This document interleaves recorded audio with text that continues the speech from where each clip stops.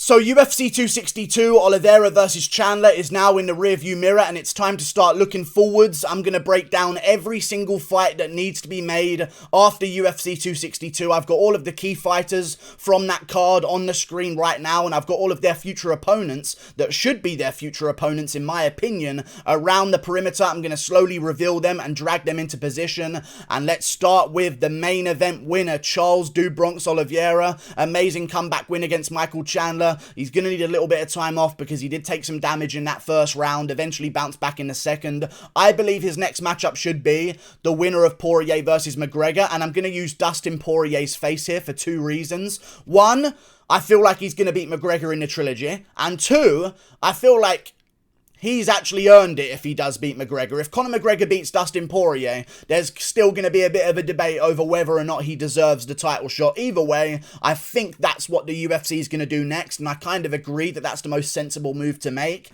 And if Dustin Poirier wins, everyone's going to be happy with the situation. So I think the winner of Poirier versus McGregor should be next for Charles Oliveira, maybe in October or November, some point at the end of the year, maybe in Brazil, who knows. But that would be a really big fight, and the winner of Poirier-McGregor, I'm sure will be seen as the best guy in the division other than Charles Oliveira, maybe excluding Justin Gaethje. But Justin Gaethje, man, Justin Gaethje has not fought since the Khabib loss. He lost in the most dominant way against Khabib out of anyone who took on Khabib in that division. It was very unfortunate of a performance, and he's coming off a loss right now, so I don't think he's in the mix until he's at least coming off of a win. Even if McGregor's only coming off of one win against Dustin Poirier, Poirier beat Gaethje, so it's going to be really hard to argue Gaethje for the title shot or even a title picture until he's coming off of at least a win inside that lightweight division. But I think, all fingers crossed, Charles Oliveira versus Dustin Poirier would be the perfect unification bout to make. Poirier's somewhat seen as the world champion at lightweight anyway, but Oliveira's as good of a world champ anyway. He really did have an amazing performance against Michael Chandler. But one thing I do want to talk about while I'm here as well on this topic, I think Poirier's going to still be ranked above Oliveira pound for pound. Am I wrong? Let me know in the comments below. Moving on to the other fight that was in the main event, Michael Chandler. Let's find an opponent for him.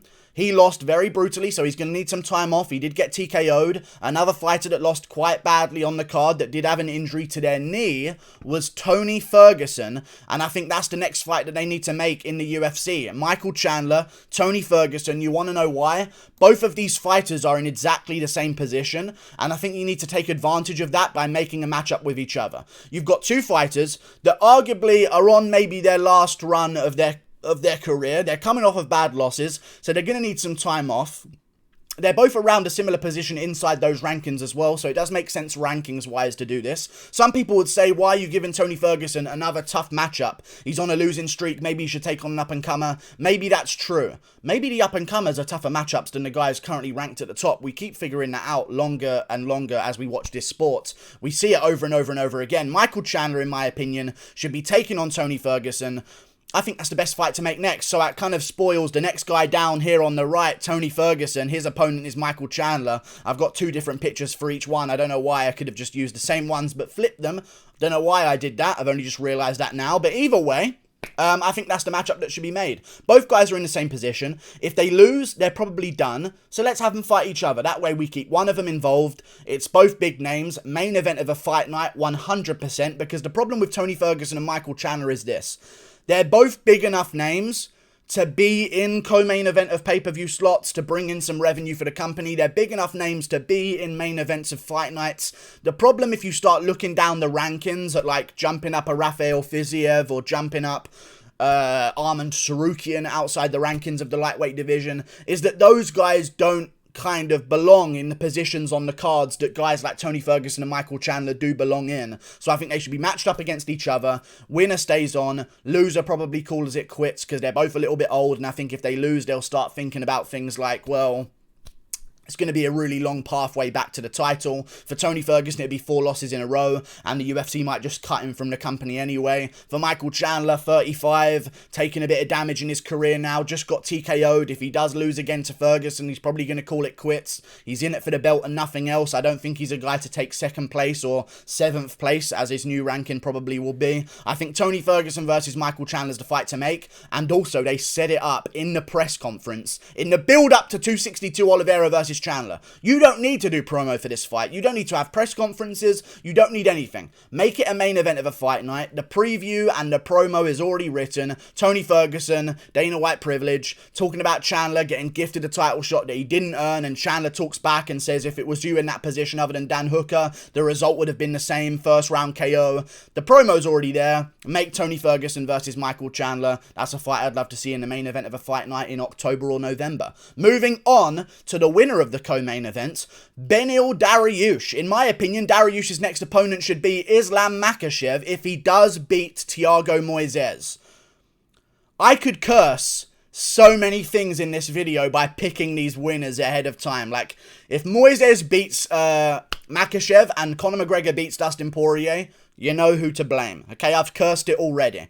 I believe that Islam Makhachev is going to beat Thiago Moises. I see Thiago Moises as like a little bit of a Davy Ramos-esque, and that's not just because they're Brazilian. They actually do have quite similar styles, and I think Islam Makhachev already proved that he can beat that style of opponent with jiu-jitsu and decent stand-up. I think Makhachev will beat Moises, and I think Beneil Dariush is the perfect guy to jump Makhachev up against because he's a highly ranked guy. He's not going to fight Gaethje on his own accord. So he's actually making this his fight. I'm not sacrificing Dariush to Makhachev. He's doing it. He won't fight RDA because they're friends. He won't fight Gaethje because they're friends. Okay? I don't care if him and Makhachev are owned by the same company in Ali Abdelaziz. I am 100% certain that Ali Abdelaziz will kill off Beneil Dariush for the purpose of raising Islam Makhachev up those rankings. And I think this is actually going to make some gears click in Ali Abdelaziz's head, thinking to himself, right, I can actually convince Beneil to take this fight and use him to leapfrog Makhachev up those rankings. I don't know what would happen in that fight, but I think it's a great matchup to make. And Beneil is kind of cancelling himself out from the RDA and Justin Gaethje matchups because they're friends and they're training partners. Like, well done, now you're fighting Makhachev, dude. I think it should be Beneil Dariush versus Islam Makhachev. If he does beat Moises, he's more than earned to jump up those rankings, and Dariush should be that guy. Moving on down the card, Edson Barboza, which I believe should be the feature fight on the card, but this was actually opening up the main card. Amazing scrap with Shane Burgos. Let's start with the winner of it. Edson Barboza lands his legendary Phantom Punch combo. The 1-2, then the 3 that's imaginary that you can't even see that put Burgos down. I'm joking, it was a delayed reaction. Edson Barboza, I think his next opponent should be Dan Ige. And I'm trying to curse it again. Let me just make sure that's perfectly inside the box, because my OCD is going to fucking erupt. Thank God. Anyway, Dan Ige is fighting the Korean Zombie in the main event of a fight night coming up in the next few weeks. I believe it's next month in June or something like that. In the middle of June. Maybe a month from now exactly. Edson Barboza beat Dan Ige before. Okay, so there's storyline there. There's a rematch. There's controversy. I think they need to do that one again to clear both of their names of that fight before we start moving them on. And if Dan Ige does beat the Korean Zombie, I'm saying, by the way, the winner of Dan Ige versus the Korean Zombie, I believe that Dan Ige will beat the Korean Zombie, which is why I've used his face, but Korean Zombie versus Edson Barboza is equally an amazing matchup. It's high up the rankings. They're going to be in a position where they're going to need one more win before they start calling out title elimination bouts after that one.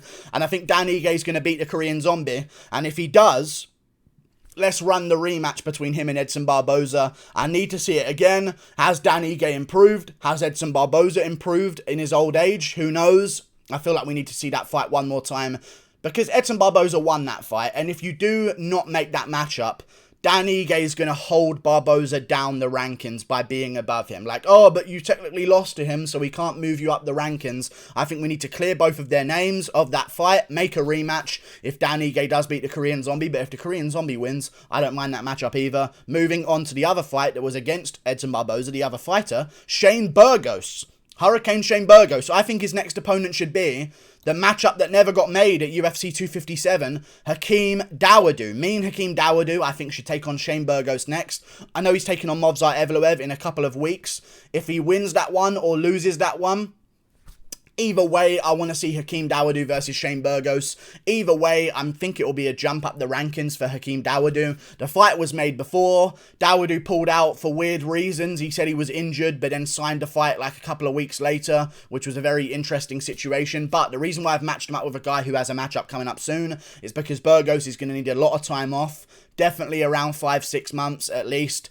Dawodu's got a fight coming up, so he's also going to need a little bit of time off after a couple of weeks from now. I think their schedules match up quite well. Shane Burgos, Hakeem Dawodu, win or lose against Movsar Evloev. I think that's the matchup that should be made. Moving on to another fight on the card. Rodrigo Bontorin, in the actual feature fight of the pay-per-view, beat Matt Schnell.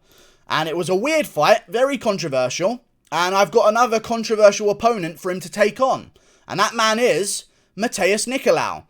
Controversy and Brazilians. I think it's a great theme. I'm not saying we're going to build a card around them. I think just somewhere on the main card of a fight night, maybe the feature fight of a fight night.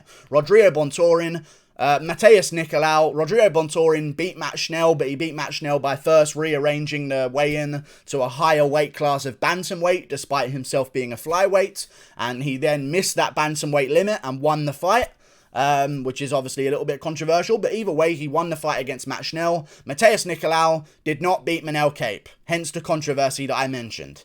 He didn't beat Manel Kape. Both these guys have a bit of stank on their name right now. Let's try and clear it against each other by having one of them win, and then maybe we can forget about what's happened in the past and move forward with our lives. Rodrigo Bontorin, Matheus Nicolau, great fight to make in the flyweight division, and I think that's the one that should be made next. Moving on up the card, Caitlin Chukagian versus, who did she take on again? Vivian Araújo she took on. Great scrap, she won it, very, very close, very, very, very, very close in all honesty, could have gone either way, but Chukagian got her hand raised at the end of it. I think her next opponent should be the winner of Jennifer Maia versus Jessica Ai, which I believe is going to be Jennifer Maia. So, I might be cursing that one as well. We'll see how many of these ones I get right, because I've had to make some little early predictions here on some fights that are coming up. I think Maia's probably going to beat Jessica Ai, because Jessica Ai is fucking appallingly terrible at fighting. And I think Caitlin Chukagian versus Jennifer Maia is a fight that could be made. The only other matchup is Jessica Andrade right now in that flyweight division, and Chukagian only recently lost to her, so that's still in people's memories. I think we need to have some time separated from that. But let's get Maia Ai, the winner of that one, versus Chukagian. Maybe Chukagian can get a win over a former opponent of Valentina Shevchenko. Maybe she beats Jennifer Maia without losing a round, and people consider it as more impressive than Valentina Shevchenko. We've got to build some hype for Chukagian's rematch against Shevchenko anyway. She's on a 2-fight win streak. If she wins again, she'll be on a 3-fight win streak. I think that deserves a title shot in a normal division. I know flyweight's a bit different, but still. Chukagian, Jennifer Maia, moving on to the last fight that I want to find a matchup for, and maybe the most anticipated one. Lando Vannata's in the featherweight division. He said he wants a ranked opponent. No, and no. You're not getting a ranked opponent. You do not get a ranked opponent for beating Mike Grundy. I loved Lando Vannata's fight. I really did.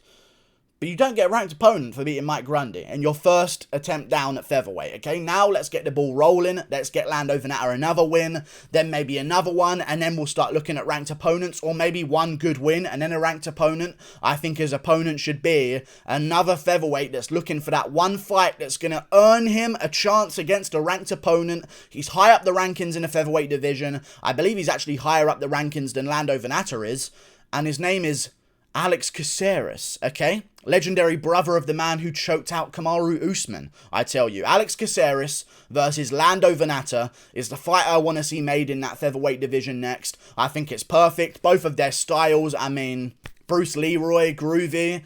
Nicknames alone. I know Lando Vannata called out Bryce Mitchell because of the nicknames. Here's an equally good nickname for you. Alex Caceres, Lando Vannata. A striking, amazing fight for both of them. An amazing matchup. Lando, take that one. He ain't going to be shooting no takedowns on you. And if he does, you'll easily be able to stuff him. You know that. Let's get a nice striking matchup for you, Lando Vannata. Against Alex Caceres. Feature fight of a fight night. Maybe opening up the main card of a fight night. Something like that. Then the winner of that one can start looking towards the bottom of those featherweight rankings, or maybe names like Cub Swanson, Andre Philly, some of those kind of names that are going to get you ranked anyway, despite them not being ranked. That's all I've got for you guys. That's all of the matchups that I want to see made next. Maybe I've cursed half the fucking roster with my predictions here, being so confident that my fights are going to go the way I think they are. Like and subscribe. Thank you for watching. Click that button wherever it is on the fucking screen. I have no idea. Goodbye. Toodle pip. See you later.